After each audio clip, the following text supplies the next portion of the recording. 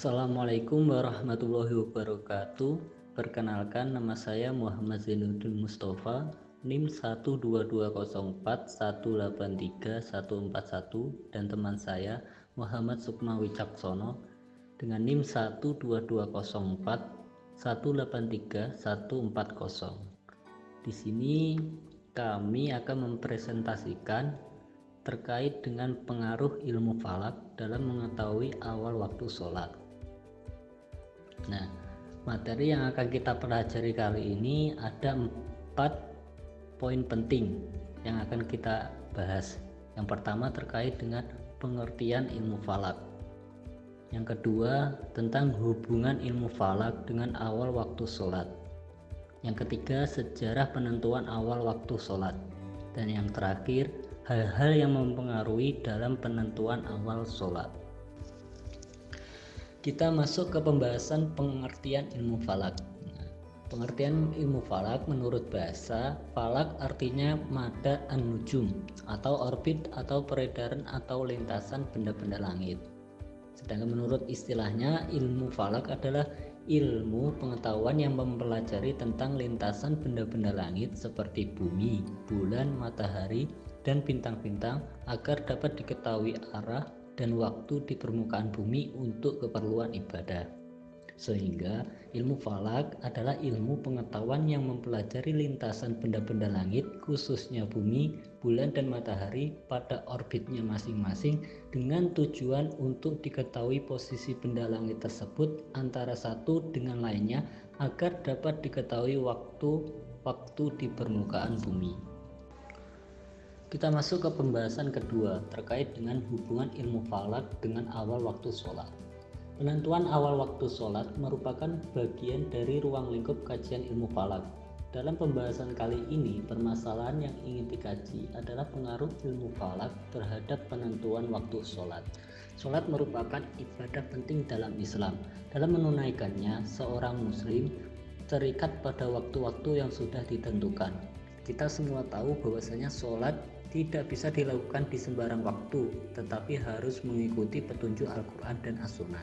Dalam penentuan waktu sholat, data astronomi yang dibutuhkan adalah ketinggian, jarak zenit, awal fajar, matahari terbit, kulminasi, matahari terbenam, akhir senja, data geografis, lintang dan bujur, tanggal dan lokasi.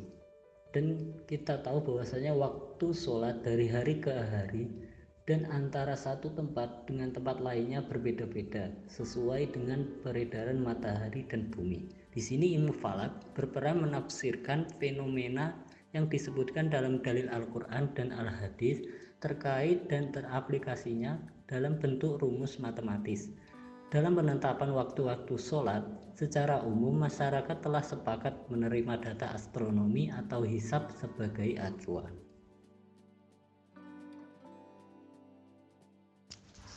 Masuk ke pembahasan yang ketiga, yaitu tentang sejarah penentuan awal sholat.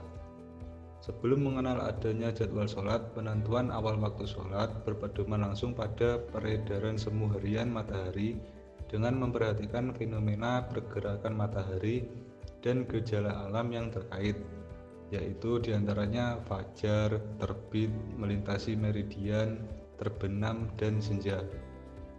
Penentuan waktu yang berpedoman pada pergerakan semu harian matahari dibuatlah jam bencet sebagai panduan penentuan awal waktu sholat. Penggunaan jam bencet hanya digunakan untuk penentuan awal waktu sholat pada waktu siang hari dengan melakukan pengamatan langsung terhadap matahari. Terdapat juga praktek melubangi genteng masjid sehingga terdapat sinar yang masuk ke dalam masjid. Sinar ini akan bergeser sedikit demi sedikit sesuai dengan pergerakan matahari. Pergeseran gerakan sinar matahari inilah yang dijadikan panduan dalam penentuan awal waktu sholat. Praktik ini atau praktik melubangi genteng masjid ini secara fungsional kegunaannya hampir sama dengan bencet, yakni hanya digunakan untuk penentuan awal waktu sholat pada waktu siang hari saja.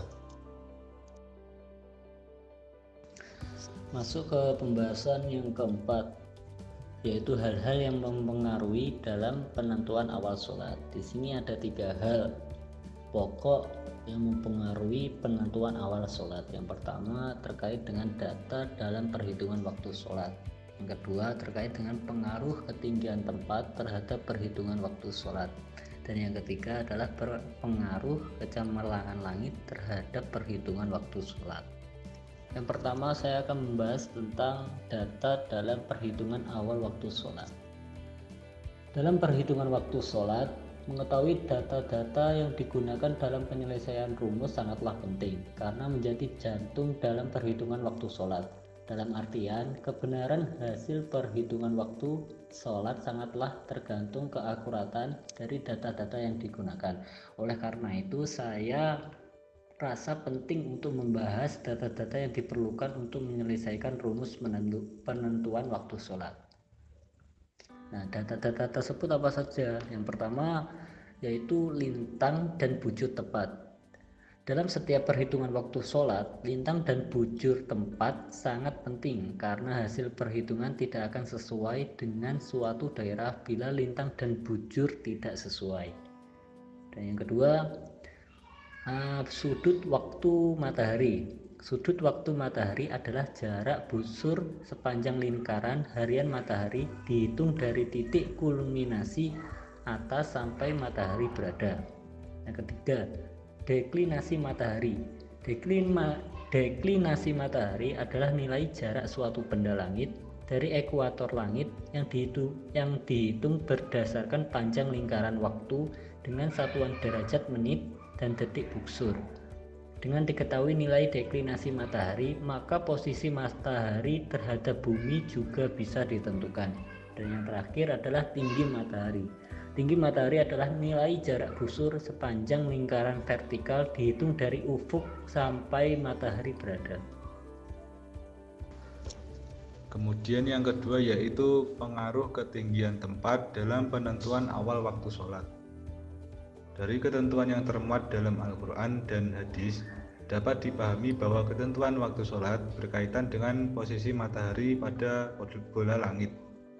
Hal ini sebagaimana dipahami dalam pembahasan sebelumnya.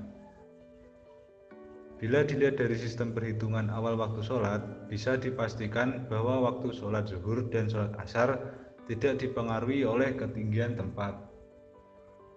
Artinya, dalam mencari tinggi matahari untuk sholat zuhur dan asar tidak dipengaruhi oleh tinggi rendahnya suatu daerah.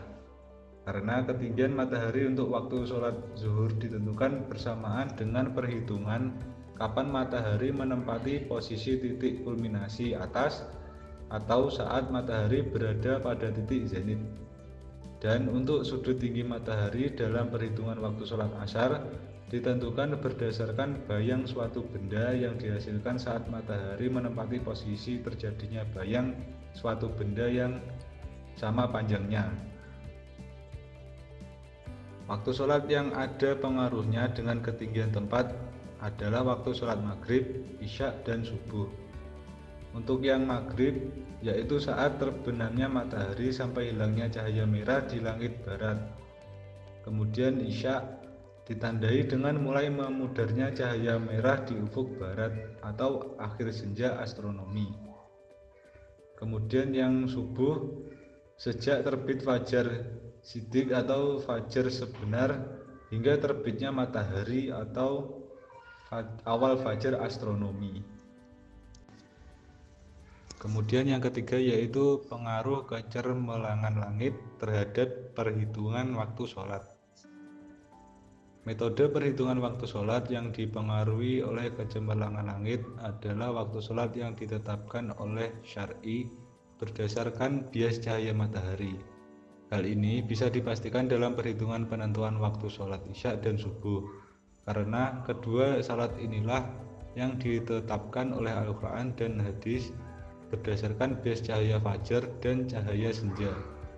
Selama ini untuk kadar cahaya senja yang merupakan patokan bagi awal waktu sholat isya ditetapkan saat matahari berada pada posisi minus 18 derajat di bawah ufuk barat, sedangkan untuk kadar cahaya fajar yang merupakan patokan bagi awal sholat subuh sudah ditetapkan saat matahari menempati posisi minus 20 derajat di bawah ufuk timur. Berangkat dari beberapa fakta di atas, dapat disimpulkan bahwa kondisi kecemerlangan langit di Indonesia semakin hari semakin redup. Keredupan langit sangat mempengaruhi penentuan awal waktu isya dan subuh. Karena kedua salat ini ditentukan berdasarkan kadar bis cahaya fajar dan senja. Sekian presentasi dari kami, semoga bermanfaat bagi teman-teman yang menonton. Jangan lupa dukung kami dengan cara like, subscribe, and comment. Thank you. See you next time.